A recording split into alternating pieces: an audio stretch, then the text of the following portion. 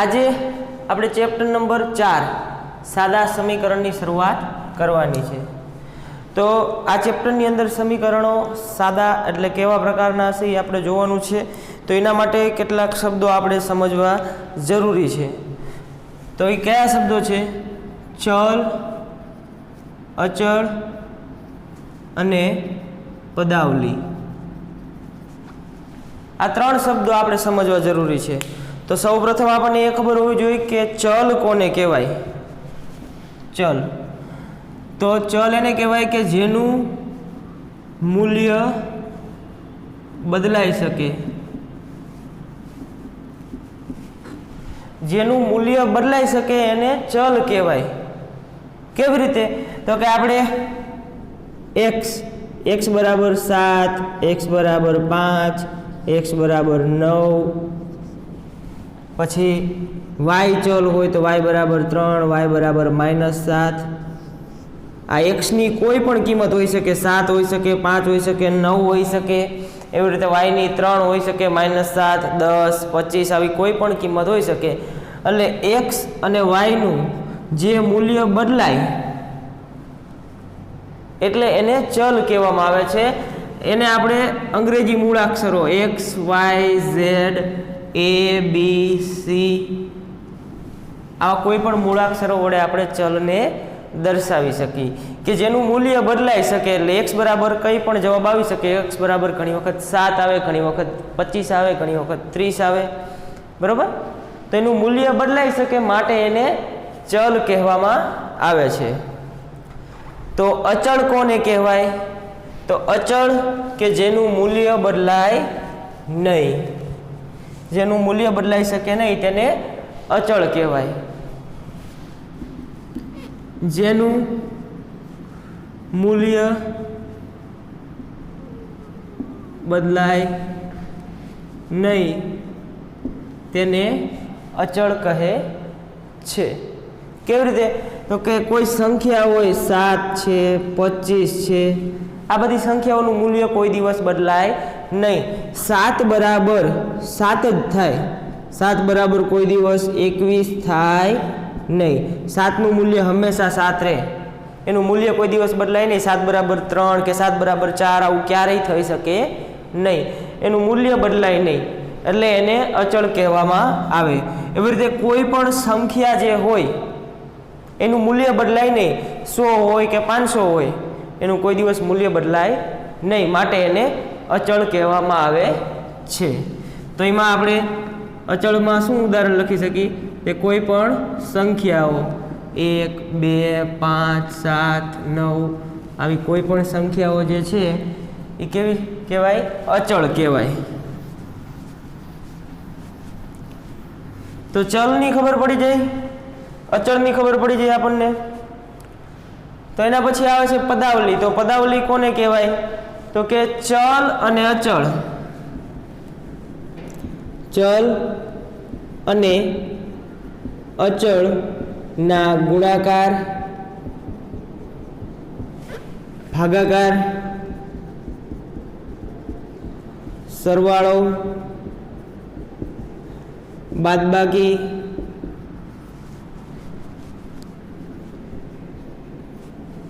જેવી ક્રિયાઓથી જે અભિવ્યક્તિ રચાય તેને પદાવલી કહે છે, બરોબર? ચલ અને અચળના ગુણાકાર, સરવાળો, બાદબાકી કે ભાગાકાર આવી કોઈ પણ ક્રિયાની મદદથી જે અભિવ્યક્તિ રચાય તેને પદાવલી કહે છે। તો એ કઈ રીતે? આપણે જોઈ, એક x આ ચલ તરીકે આપણે લીધો, અચળ લીધો 7, એ બેનો ગુણાકાર કર્યો એટલે 7x અને વત્તા 9। તો આ શું છે? ચલ, આ અચળ અને આ અચળ। તો અહીંયા શું કર્યું? તો કે સૌ પ્રથમ ચલ અને અચળનો ગુણાકાર 7x એટલે 7 ગુણ્યા x થાય, ત્યારબાદ તેમાં અચળ સાથે સરવાળો, બરોબર? તો આ જે છે એને શું કહેવાય? પદાવલી। ચલ અને અચળનો ગુણાકાર, ત્યારબાદ અચળ સાથે સરવાળો. તો આવી જ રીતે ચલ અને અચળ એના સરવાળા હોય, બાદબાકી હોય, ગુણાકાર હોય કે ભાગાકાર હોય, આવી કોઈ પણ ક્રિયાથી જે અભિવ્યક્તિ રચાય તેને બૈજિક પદાવલી કહે છે અથવા તો પદાવલી કહે છે. એના ઉદાહરણ તમે કોઈ પણ લખી શકો. આ 7x + 9 છે એ એક એનું ઉદાહરણ જ થાય. આ સિવાય એના બીજા ઉદાહરણ લખવા હોય તો 6x + 3 પછી 7y - 5, આમાં ચલ તરીકે y નો ઉપયોગ કરેલો છે. પછી y/2 + 3, પછી 3y + 7, 4z + 5. તો આ બધા જે ઉદાહરણો છે એ બધા એમાં શું છે તો કે ચલ અને અચળના ગુણાકાર, સરવાળા, બાદબાકી અને ભાગાકાર જેવી વિવિધ ક્રિયાઓ દ્વારા જે અભિવ્યક્તિ રચાઈ એ બધીને પદાવલી કહેવામાં આવે છે. તો આમાં ચલ તરીકે x, y અને z નો આપણે ઉપયોગ કરેલો છે. આ સિવાય ચલ તરીકે કોઈ પણ બીજા અંગ્રેજી મૂળાક્ષરો જે છે એનો ઉપયોગ આપણે કરી શકીએ, પણ આપણે સામાન્યતર x, y, z નો ઉપયોગ કરીશું. બીજા કોઈ પણ અક્ષરનો ઉપયોગ કરો તો પણ ચાલે. તો આટલી વાત આપણને ખબર પડી જાય ચલ કોને કહેવાય, અચળ કોને કહેવાય અને પદાવલી કોને કહેવાય.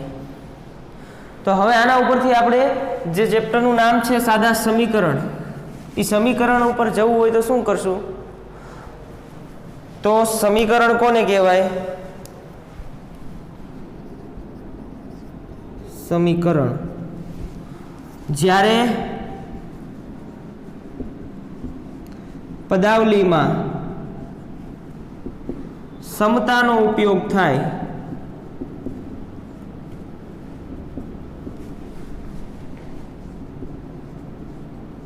ત્યારે તે સમીકરણ બને. જ્યારે પદાવલીની અંદર સમતા એટલે શું થાય? તો સમતા એટલે આપણે જે બરાબરની નિશાની કરવી છે એને સમતા કહેવાય. બરાબરની નિશાની જે કરી એને સમતા કહેવાય. જ્યારે આ પદાવલીની અંદર બરાબરની નિશાની આવે એટલે કે સમતા આવે ત્યારે એ પદાવલી સમીકરણ બને. કેવી રીતે? કે આવી રીતે તમને આપ્યું હોય 6x - 7 = 4. તો 6x - 7 = 4. તો આમાં બરાબરની જે નિશાની છે એ શું દર્શાવે છે કે આ બાજુ જે છે એ સમીકરણની શું કહેવાય? ડાબી બાજુ. ડાબી બાજુ એટલે કે લેફ્ટ હેન્ડ સાઈડ, LHS.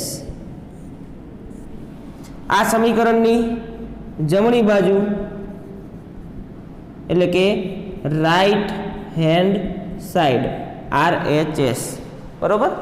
સમીકરણની ડાબી બાજુ અને જમણી બાજુ વચ્ચે શેની નિશાની છે?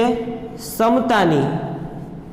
સમતા એટલે કે બરાબરની નિશાની છે. એ શું સૂચવે છે કે સમીકરણ જે આપેલું છે એમાં બરાબરની ડાબી બાજુ અને બરાબરની જમણી બાજુ જે છે એ બંનેના મૂલ્યો સરખા છે. બરોબર? આ બરાબરની નિશાની એવું સૂચવે છે કે સમીકરણની ડાબી બાજુ એટલે કે 6x - 7 અને સમીકરણની જમણી બાજુ એટલે કે 4, આ બંનેના મૂલ્યો સરખા છે એવું સૂચવે છે. બરોબર? તો આટલી આપણને ખબર હોવી જોઈએ. ત્યારે હાલ પૂરતી ચલ કોને કહેવાય, અચળ કોને કહેવાય, પદાવલી કોને કહેવાય અને સમીકરણ કોને કહેવાય. ફરી એક વખત જોઈ લેજો. ચલ એટલે કે જેનું મૂલ્ય બદલાઈ શકે. એમાં આપણે અંગ્રેજી મૂળાક્ષરોનો ઉપયોગ કરવી છે ચલને દર્શાવવા. x, y, z, a, b, c, p, q, r કોઈ પણ આલ્ફાબેટનો આપણે ઉપયોગ કરી શકીએ. અચળ તો કે જેનું મૂલ્ય બદલાય નહીં. તો કેનું મૂલ્ય ન બદલાય? કે કોઈ પણ સંખ્યા હોય એનું મૂલ્ય ન બદલાય. તો એ સંખ્યાઓ 1, 2, 5, 7, 9 કોઈ ઋણ સંખ્યાઓ હોય તો પણ એમાં આવે. એ બધી સંખ્યાઓને અચળ સંખ્યાઓ કહેવાય. પછી પદાવલી તો કે ચલ અને અચળ એના સરવાળા, બાદબાકી, ગુણાકાર અને ભાગાકારથી જે અભિવ્યક્તિ રચાય એને પદાવલી કહેવાય. તો એના ઉદાહરણ પણ આપણે લખેલા છે. એમાં કોઈ પણ ચલ આપેલો હોય x, y, z, a, b, c. બરોબર? તો આ બધા એના ઉદાહરણો છે. એમાં સરવાળા, બાદબાકી, ગુણાકાર અને ભાગાકારની ક્રિયાઓથી એકબીજા સાથે જોડાયેલા છે. સમીકરણ, તો સમીકરણ કોને કહેવાય કે જ્યારે પદાવલીમાં સમતા એટલે કે બરાબરની નિશાનીનો ઉપયોગ થાય ત્યારે તે સમીકરણ બને. તો એ જે સમીકરણ બન્યું હોય એમાં આપણને એટલી ખબર હોવી જોઈએ કે સમીકરણની આ બાજુ જે છે એને ડાબી બાજુ કહેવાય, આ બાજુ જમણી બાજુ, અને સમતા એટલે કે બરાબરની નિશાની અને સમતા કહેવાય. તો સમીકરણમાં એટલી ખબર પડવી જોઈએ કે સમીકરણની બરાબરની ડાબી બાજુ અને બરાબરની જમણી બાજુનું મૂલ્ય હંમેશા સમાન હોય છે. તો અહીંયા આપણે એક લખી નાખવી, સમીકરણમાં સમતાની ડાબી બાજુ અને જમણી બાજુનું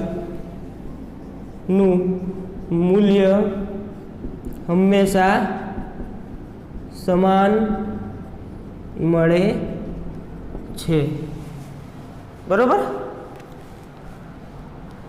તો આ જે સમીકરણ જે છે સાદા સમીકરણ એનો આપણે આ ચેપ્ટરમાં અભ્યાસ કરવાનો છે.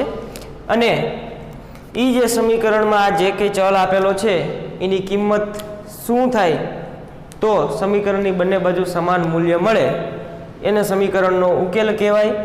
એ આપણે આગળ જોઈશું. અત્યારે હાલ પૂરતો આપણે કોઈ માહિતી આપેલી હોય એના ઉપરથી સમીકરણમાં કઈ રીતે ફેરવવા અથવા તો સમીકરણ આપેલું હોય એમાંથી માહિતી સ્વરૂપે કઈ રીતે રજૂ કરવું એ સમજવાનું છે. તો આ એક વખત વ્યવસ્થિત લખી અને યાદ રાખી લ્યો. આગળ આપણે જોઈ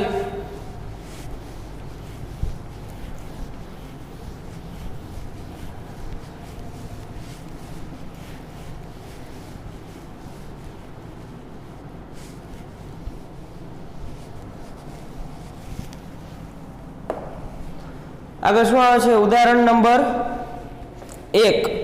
એમાં એવું કીધું છે કે નીચેના વિધાનોને સમીકરણ સ્વરૂપે લખો.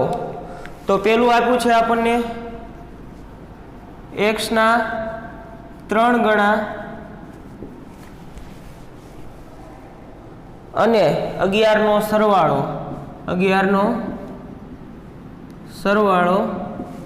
32 છે. તો આવી રીતે આપણને માહિતી આપેલી હોય એમાં આપણે સમીકરણ બનાવવાનું કીધું છે. સમીકરણ સ્વરૂપે લખો. તો ઉદાહરણ પહેલું છે એનો પ્રશ્ન નંબર 1 આપણને આપ્યો કે x ના 3 ગણા અને 11 નો સરવાળો 32 છે. તો આ સમીકરણમાં ફેરવવા માટે પહેલા જોવાનું કે ચલ તરીકે આપણને શું આપ્યું છે x ના 3 ગણા એટલે કેટલા થશે x નો 3 સાથે ગુણાકાર x ના 3 ગણા એટલે 3x થશે. x ના 3 ગણા અને 11 નો સરવાળો તો x ના 3 ગણા અને 11 નો સરવાળો એટલે એમાં 11 આપણે સરવાળામાં ઉમેરી દઈ. એ સરવાળો આ શું છે 32 છે તો એનું મૂલ્ય 32 જેટલું છે. x ના 3 ગણા અને 11 નો સરવાળો એટલે કે 3x + 11 આ કોના જેટલું છે તો કે 32 જેટલું છે. બરોબર? તો આ જે માહિતી આપી હતી એને આપણે આ સમીકરણ સ્વરૂપે રજૂઆત કરી કહેવાય. એવું જ આગળ બીજું આપણને પૂછ્યું એક સંખ્યાના 6 ગણામાંથી 5 બાદ કરતા 7 મળે. એક સંખ્યા છે એના 6 ગણામાંથી 5 બાદ કરતા આપણને 7 મળે છે. તો એ સંખ્યા આપણે ધારી લઈ.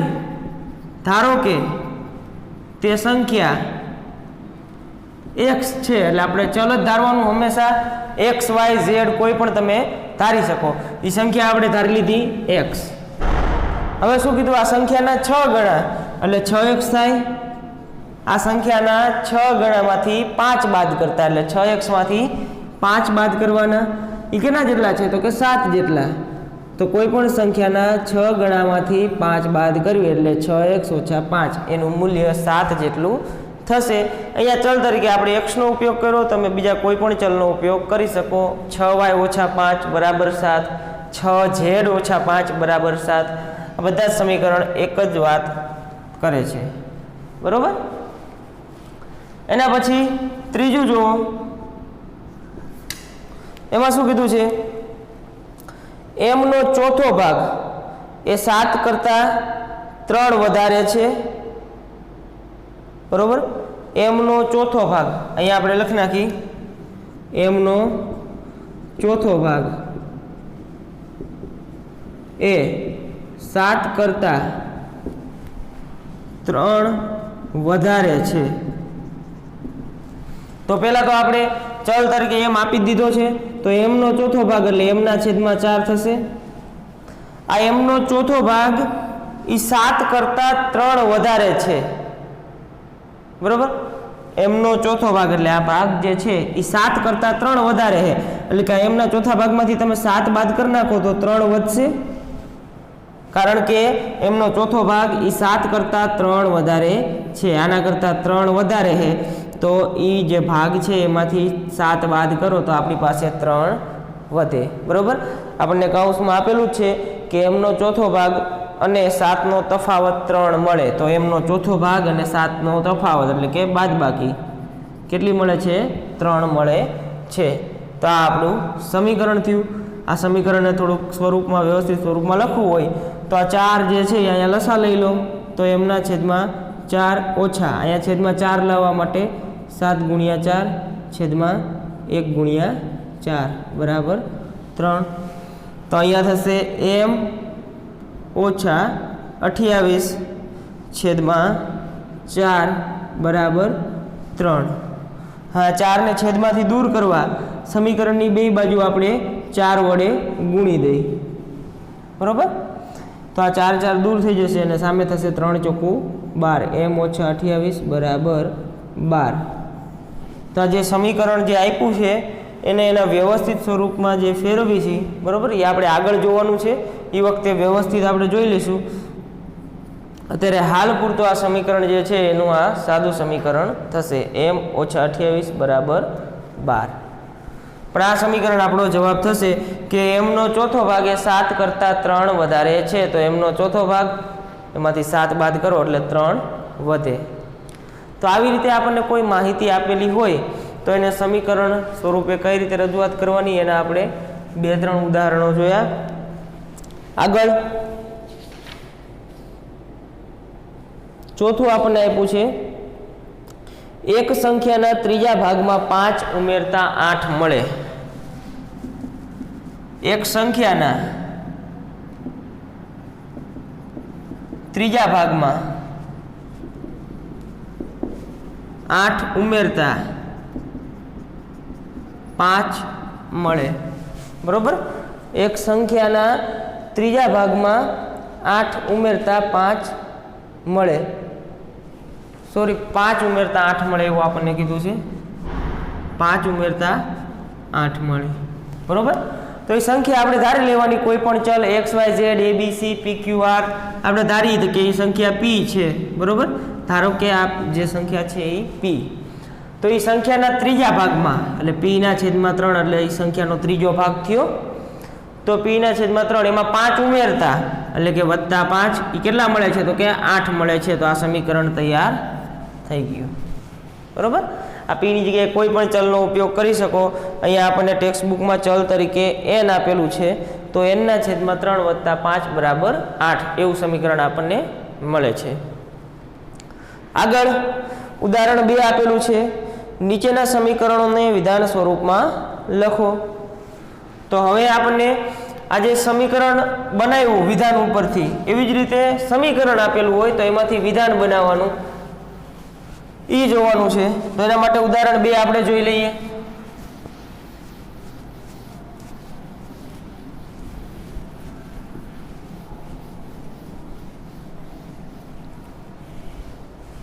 ઉદાહરણ 2 એમાં પહેલું સમીકરણ આપેલું છે x ઓછા 5 બરાબર 9। ઉદાહરણ 2 એનું પહેલું x ઓછા 5 બરાબર 9, x ઓછા 5 બરાબર 9। તો સિમ્પલ આપણને ખબર પડી જાય કે x જે છે x માંથી આ 5 શું કર્યું છે? બાદબાકી, બાદ કરતા કેટલા? તો કે 9 મળે। સિમ્પલ, x માંથી 5 બાદ કરતા 9 મળે, તો આ વિધાન આપણે લખી નાખ્યું। આવી જ રીતે બીજું જોઈએ આપણે, 5p બરાબર 20, 5p બરાબર 20। તો પી ના 5 ગણા થયા 5 પી એટલે પી ના 5 ગણા એ શું છે તો કે 20 છે પી ના 5 ગણા એ 20 છે બરોબર પી ના 5 ગણા બરાબર 20 ત્રીજું જોઈએ આપણે 3n + 7 બરાબર 1 3n + 7 બરાબર 1 તો અહીંયા આપણને ખબર પડે કે n ના 3 ગણા તો કે n ના 3 ગણા એમાં 7 ઉમેરતા તો n ના 3 ગણામાં 7 ઉમેરતા એટલે કે સરવાળો કરતા 1 મળે બરોબર આપણે શું જવાબ મળ્યો છે 1 n ના 3 ગણા એટલે કે 3n એમાં 7 ઉમેરતા એટલે +7 આપણને 1 મળે એટલે બરાબર 1 આગળ ચોથું m ના છેદમાં 5 - 2 બરાબર 6 m ના છેદમાં 5 - 2 બરાબર 6 તો અહીંયા પણ આપણને ખબર પડી જાય કે m ના 5મા ભાગમાંથી 2 બાદ કરતા કેટલા 6 મળે m ના 5મા ભાગમાંથી એટલે m ના છેદમાં 5 એમાંથી 2 બાદ કરતા એટલે -2 6 મળે બરાબર 6 બરોબર તો આ જે દાખલો છે ઉદાહરણ 2 એમાં આપણે શું કર્યું કોઈ પણ આપણને સમીકરણ આપેલું હોય તો એના ઉપરથી વિધાન કઈ રીતે બનાવવું એ આપણે જોયું આગળ આપણને વિધાન આપેલું હોય તો એમાંથી સમીકરણ કઈ રીતે બનાવવું એ આપણે જોયું તો એના પછી ઉદાહરણ 3 આપેલું છે નીચેની પરિસ્થિતિ જુઓ અને એના આધારે આપણે એક સમીકરણ બનાવવાનું છે તો જુઓ તો ઉદાહરણ 3 ની રકમમાં શું કીધું છે રાજુના પિતાની ઉંમર રાજુની ઉંમરના 3 ગણાથી 5 વધુ છે તો રાજુના પિતા 44 વર્ષના છે તો રાજુની ઉંમર શોધવા માટેનું સમીકરણ બનાવો તો જો અહીંયા આપણને એક વિધાન નહીં પણ આખી એક માહિતી આપેલી છે તો એના આધારે આપણે સમીકરણ બનાવવું પડશે તો એમાં પણ કંઈ જ છે નહીં શાંતિથી વિચારવાનું એટલે તમને જવાબ મળી જશે ઉદાહરણ 3 ધીમે ધીમે વાંચી રાજુના પિતાની ઉંમર રાજુના ઉંમરના 3 ગણાથી 5 વધુ છે રાજુના પિતા જે છે એમની ઉંમર રાજુની જે ઉંમર છે ઉંમરના 3 ગણાથી 5 વધુ છે બરોબર આવું આપણને પેલું કીધું છે રાજુના પિતાની ઉંમર રાજુની ઉંમરના 3 ગણાથી 5 વધુ છે બરોબર તો હવે સિમ્પલ વાંચો કે રાજુના પિતાની ઉંમર કોની હારે સરખાવી છે તો કે રાજુની ઉંમર હારે કે રાજુની જે ઉંમર છે એના 3 ગણાથી 5 વધુ છે તો એના માટે આપણને રાજુની ઉંમર તો ખબર હોવી જોઈએ ને કે જો રાજુના પિતાની ઉંમર આપણે જાણવી હોય તો એની સરખામણી કોની હારે કરેલી છે તો કે રાજુની ઉંમર સાથે તો એના માટે આપણે રાજુની ઉંમર ખબર હોય તો આપણે એ સરખામણી કરી શકીએ તો એ ખબર નથી માટે આપણે શું કરશું તો ધારી લેશું ધારો કે રાજુની ઉંમર કેટલી છે x વર્ષ છે કોઈ પણ ચલ તમે ધારી શકો x વર્ષ છે y વર્ષ છે કે z વર્ષ છે બરોબર તો અહીંયા આપણે સામાન્ય તરીકે ચલ તરીકે x વર્ષ x ચલ લીધો આપણે તો આપણને એટલી ખબર પડી જાય કે રાજુની ઉંમર આપણે કેટલી ધારી x વર્ષ તો એના પિતાની ઉંમર શું થાય તો કે રાજુના પિતાની જે ઉંમર છે પિતાની ઉંમર કોના તો કે રાજુના પિતાની ઉંમર જે છે એ કેટલી છે તો કે રાજુની ઉંમરના 3 ગણાથી એટલે રાજુની ઉંમર x વર્ષ છે તો એના 3 ગણા એટલે 3x થાય 3 ગણાથી 5 વધુ છે એટલે હજુ આમાં આપણે 5 ઉમેરીએ ત્યારે આપણને રાજુના પિતાની ઉંમર મળે બરોબર રાજુના પિતાની ઉંમર એ રાજુની જે ઉંમર છે x વર્ષ એના 3 ગણા એટલે 3x એનાથી 5 વધુ એટલે 5 વધુ કીધું એટલે આપણે ઉમેરવા પડે ઉમેરવા માટે સરવાળાની નિશાની ઉપયોગ કરી તો 3x + 5 આવું આપણને ખબર પડી રાજુની ઉંમર x વર્ષ છે અને રાજુના પિતાની ઉંમર તો કે 3x + 5 વર્ષ રાજુની ઉંમરના 3 ગણાથી એટલે કે 3x એનાથી 5 વધુ એટલે +5. આગળ શું કીધું છે?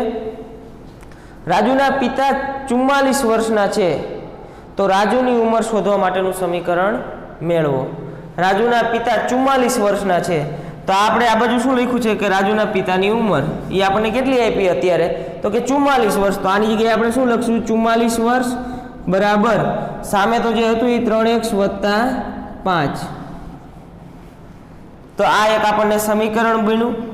બરોબર. તો સમીકરણમાં તમે જુઓ તો કે ડાબી બાજુ આ છે, જમણી બાજુમાં ચલ આપેલો છે. જો એને તમે આગળ લખો તો જવાબમાં કંઈ ફરક પડે નહીં. 3x + 5 બરાબર 44. કારણ કે તમે a બરાબર 7 લખો કે 7 બરાબર a લખો, બે એક જ વસ્તુ થઈ. બરોબર. a બરાબર 7 લખો કે 7 બરાબર a લખો. તો આમાં પણ એવું જ 44 બરાબર 3x + 5 લખો કે 3x + 5 બરાબર 44 લખો. બરોબર. તો આ જે રાજુની ઉંમર મેળવવા માટેનું સમીકરણ આપણને મળી ગયું. આવી જ રીતે સિમ્પલ જે કંઈ પણ માહિતી આપેલી હોય એ માહિતીને આધારે આપણે કોઈ પણ એકને ચલ તરીકે ધારીશું અને આગળ આવી રીતે સમીકરણ મેળવીશું. આગળ ઉદાહરણ નંબર 4 આપેલું છે. એમાં શું કીધું છે? રકમ વાંચો.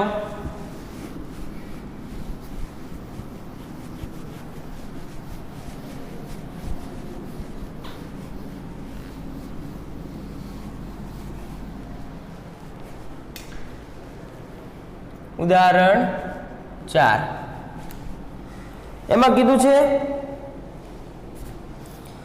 એક દુકાનદાર 2 પ્રકારની પેટીઓમાં કેરી વેચે છે. એક નાની અને બીજી મોટી છે. બરોબર. 2 પ્રકારની કેરી વેચે છે, એક નાની અને એક મોટી.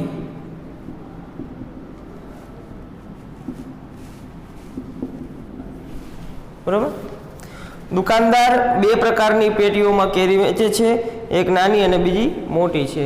એટલે એક આ નાની પેટીની વાત કરી છે અને એક બીજી મોટી પેટીની વાત કરી છે.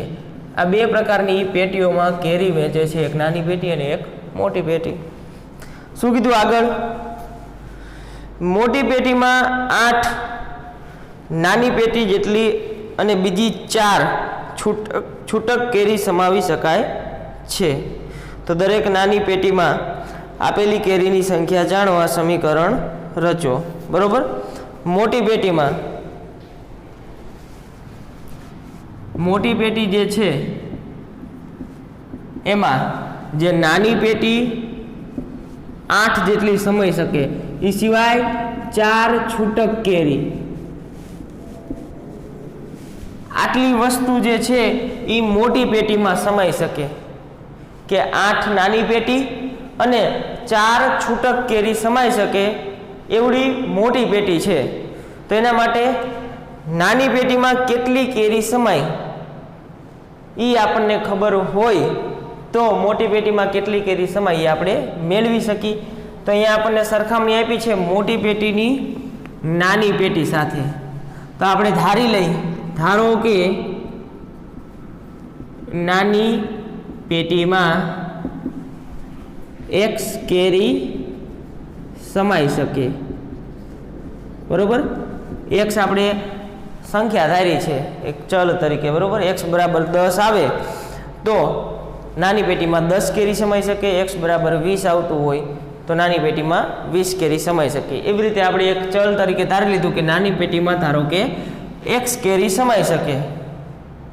તો મોટી પેટીમાં કેટલી કેરી સમાય છે? તો કે 8 નાની પેટી તો સમાય જ છે.